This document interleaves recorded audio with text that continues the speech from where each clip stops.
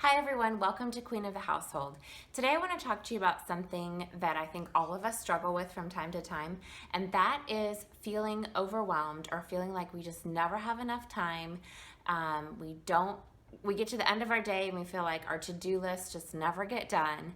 And I think we all feel like this at different seasons of our lives because our lives are constantly changing, and there are times when new responsibilities are added to our lives, we have new opportunities, and so that brings in more things that we have to do, more things we have to add to our to-do list.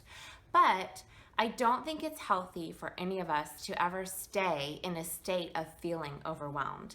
As a Christian, I believe that God has given me everything that I need to accomplish what He has called me to do, and that includes time. He's given me just the right amount of time to do only the things that He wants me to do.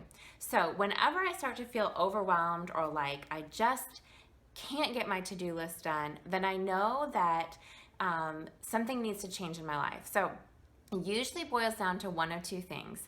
Number one, I'm doing too much. And so here are the things that I try to remember and try to reevaluate when I feel overwhelmed and I know I'm doing too much. And that is, number one, I realize that I am not Superwoman, and neither are you. It is really easy to see all the things that other people are doing and think that we have to do it as well. But the truth is that you're seeing the things that people do and they want you to see, like on social media and online. You're not seeing all the things that they don't get done. And so I've had to realize that I don't have to do everything that everyone else is doing. And a way for me to kind of keep that balanced is I know my top 5 priorities in my life. And so if you don't know your top 5 priorities, I would suggest really thinking about it and writing down the top 5 things. Make sure that you're spending time on those things and not on other things that shouldn't be getting all of your time. A second way to combat doing too much is to learn to say no. And this is something that is easier said than done. And especially if you're a people pleaser, it's very hard to do.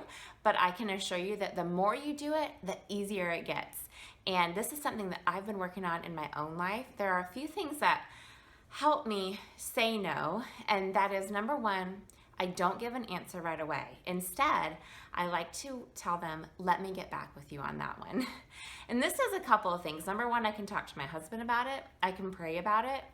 I can think about it and decide, okay, is this really something I want to say yes to, or do I need to say no to it?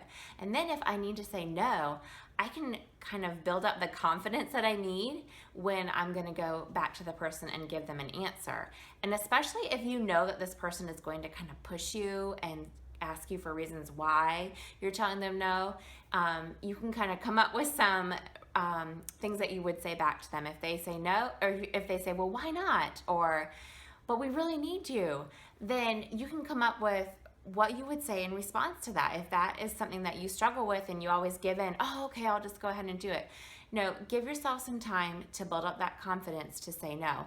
Another way I like to say no is, instead of doing it face to face or over the phone, send it through an email or a text, because it is so much easier to just write, no, I cannot do this.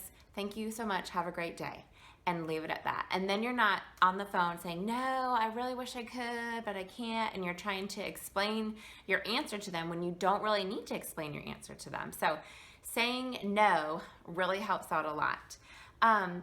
The third thing that helps me when I'm doing too much is to realize that good enough is sometimes all that I need to do instead of being perfect. So I think a lot of times we try to do things perfectly when they don't need to be. I mean, obviously if you're a brain surgeon, yeah, you need to do that perfectly. But doing things around my house, like my floors don't have to be mopped perfectly every single time. And I don't have to cook, a crazy huge meal every single night. And my husband's okay with that. And so I've just learned that perfect is not always the answer. Being good enough is sometimes all that you really need. And then if I find myself in a state of overwhelm and I'm not doing too much, it may be that I'm not using my time effectively. And so there are a few things that have helped me in that area. And number one is something that I found in the book Say Goodbye to Survival Mode by Crystal Payne. She suggested doing this activity for one day where you write down whatever you're doing every 30 minutes. And that way you're just tracking your time. So I actually made a printable of this and I put it on my blog post, so I'll link that below in case you want to print that out. But really, you could just do it with a sheet of paper and just every 30 minutes put a little timer on your phone and write down exactly what you're doing. And that way you get a real idea of what you're spending your time on. Like, how much time are you really spending on housework, or how much time are you really spending on social media or TV or exercising or playing with your kids. And then that really helps you see, okay, are my priorities where they need to be? Am I really spending time on the things that I need to? The second thing that helps me is to write a to-do list. So whenever I am just in a state of overwhelm where I feel like I don't know where to start, then I take out a sheet of paper and I write down all the things that come to my mind. And then I say, okay, what are my top 3 things that I absolutely have to get done right now? And so I put a 1, a 2, and a 3 by those things. And I start working my way down that list. Start with number 1, finish it, cross it out.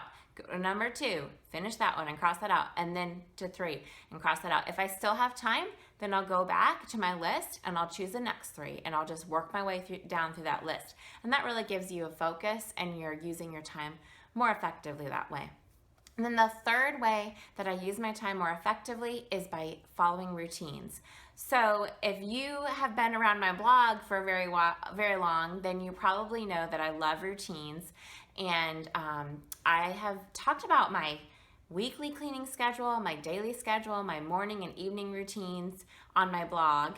Here on YouTube, I've done a couple. I think I've just done my morning routine and daily schedule. So hopefully I'll get in my evening routine and weekly schedule sometime soon so that you can see those. But routines have just literally changed my life, and they have just helped me focus on what I need to get done.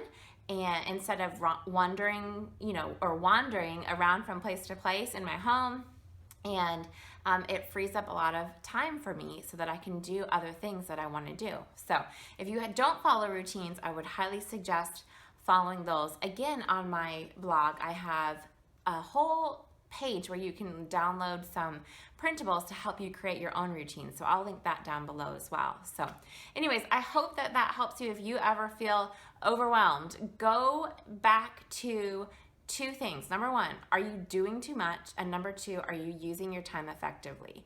And then reevaluate, make changes where they need to be changed.